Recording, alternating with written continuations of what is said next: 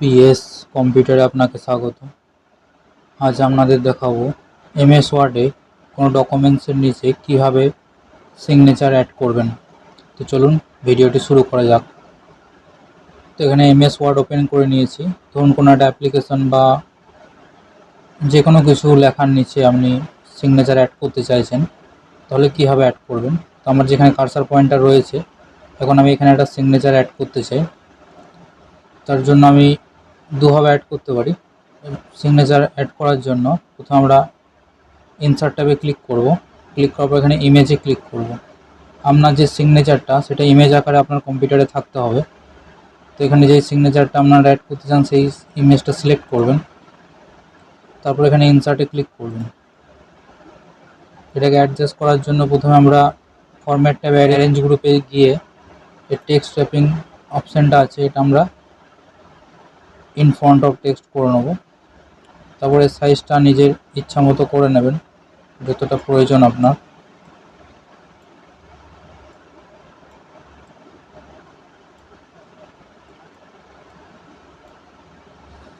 ব্যাকগ্রাউন্ডে যে কালারটা রয়েছে এটা রিমুভ করার জন্য ফরম্যাট ট্যাবে ক্লিক করবেন। ক্লিক করার পর এখানে অ্যাডজাস্ট গ্রুপে রিকালার অপশানে আসবেন।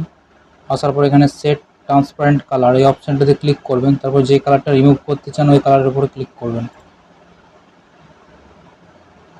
দেখুন কালারটা রিমুভ হয়ে গেছে।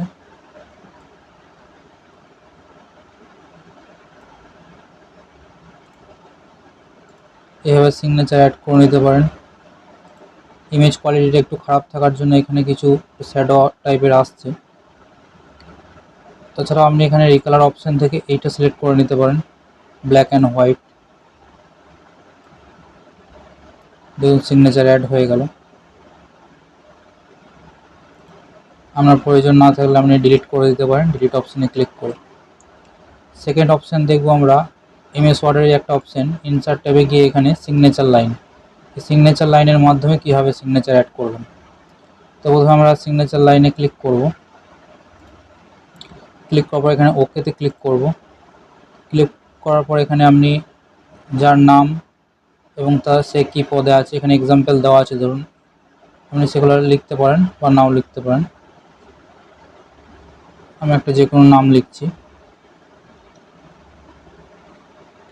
তারপর ইমেল আইডি চাইলে লিখতে পারেন, তারপর ওকেতে ক্লিক করবেন।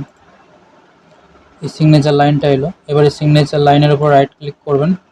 তবে এখানে সাইন অপশানটা পাবেন, সাইনে ক্লিক করবেন। ক্লিক করার পর আবার ওকে করবেন।